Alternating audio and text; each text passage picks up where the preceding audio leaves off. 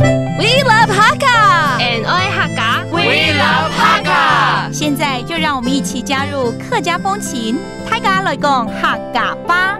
Yo, it's time for Patrick Hakka here on FM 100 Icrt. Hello， 你好，大家好，我是 Alice Pong。Hello, 你好，大家好，我是 Joseph Ling. This month we're teaching you the phrase to prepare, 准备。准批 all right. And what situation would you prepare for something? Well, a lot. Okay, 到底今天要来准备什么东西呢？出去玩吗？好，要不然都一直准备吃饭啊、工作啊，这是每一天都会做的事情。对。How about preparing for a trip, a vacation? And we got to prepare to go to the airport. 有时候，这个打包太晚打包啊，赶快去机场了，对不对？有时候会忘记东西啊，这个时候最容易了，所以我们来教这样的一个状况好了。OK， 准备出发去机场喽。Let's get ready. Prepare is ready 嘛，好 ，get ready to go to the airport. 准批出發去。飛行機場了。飛行機場就是飛機場。啦哈，飛行機場 that means the airport. Okay, let's get ready to go to the airport. 这个时候很興奮啊，要出國了。結果，等一下，我找不到我的護照。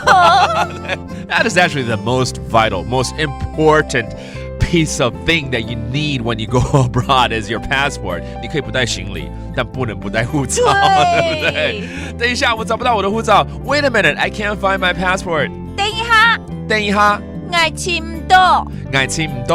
我嘅護照。That is your passport. 護照啦，護照 that is passport. I can't find it. 簽唔到，對，找不到了。哇，這急死了，對不對？結果呢？其實你剛剛明明就拿給我了，讓你保管了，對不對？你怕忘了嘛？沒錯，這是我做最聰明的決定，就是先把它拿給你。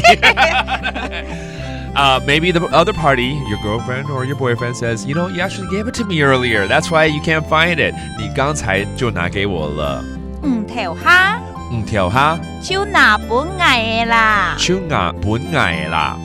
Oh, let's review some of these phrases, such as the airport, 也就是機場。飛行機場 and then your passport, 護照。護照 and then just now, you gave it to me. Just now, 剛才怎麼說？條蝦 Okay, that means just a moment ago. You gave me the passport. All right. And it's all about the phrase to prepare, 準批 which also means to get ready. 要準備要去哪裡也是 get ready 的意思。And that does it today's Practical Hakka here on Icrt. 是母太家。安子 say 張來了。